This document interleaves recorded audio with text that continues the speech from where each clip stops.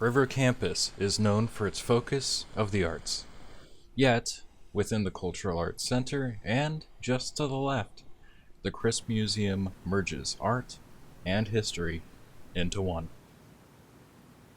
We look at them from an artistic or stylistic lens, but they're objects that tell stories. They have stories. And we don't get to know all of the stories because some are lost with time, but the objects themselves, in context with each other, paint a picture of the way life used to be. And one of the oldest pictures within the Crisp Museum is the Beckwith Collection. The collection has been in the hands of the university since 1913. They were donated by Mr. Beckwith in his last year of life and at the request of Lewis Houck, a regent of the university, or predecessor of the university. Thomas Beckwith was a regional landowner down in what we now call the Boot Heel of Missouri. His farm covered several hundred acres, and his family business was farming as well as other financial interests. The grounds that were on his land had mounds, which he was always fascinated as a child. It was a culture that ran from about 1000 AD to about 1350 in this area. From an archaeological standpoint, they're considered Mississippian.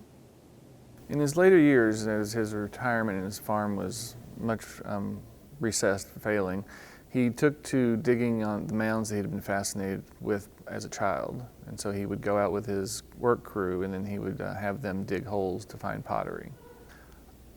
Houck had encouraged him that it would be important for the collection like that to be protected and displayed somewhere for the future. And he'd been resistant for years. Other groups had come looking for his collection, and he turned them down. But this time, because of a shared business interest, he had developed a friendship and trust in Lewis Houck.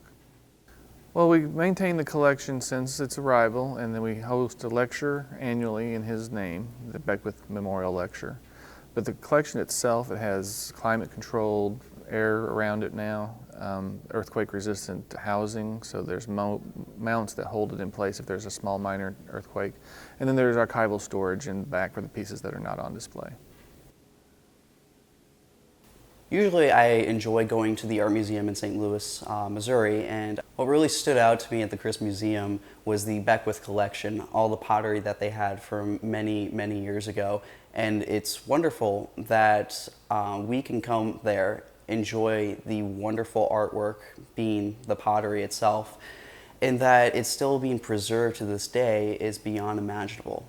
I think it's just mind-blowing that they're able to keep it so preserved. They're absolutely gorgeous artwork, and it's just wonderful that they can set it out there, keep it preserved for people to enjoy, and to be able to see it, because it is part of our history, being in Cape Girardeau in the United States. Well, it's like a 3D dimensional textbook for researchers and students to come look at this type of pottery. We offer a degree in anthropology, and this is one of the assets that we have available for students to use. Well, the collections themselves were never meant to be in a museum setting. They're things that were made and meant to be used. The pottery is an example of, we've got them labeled as pre-Columbian ceramics. And from an art standpoint, that's a description. But in reality, they're someone's ritual plates, dinner plates, cooking utensils, and bowls. The Beckwith Collection is one of the first collections within the Crisp Museum, with hundreds of items being shown and all being from the area. The merging of local art and history couldn't be clearer.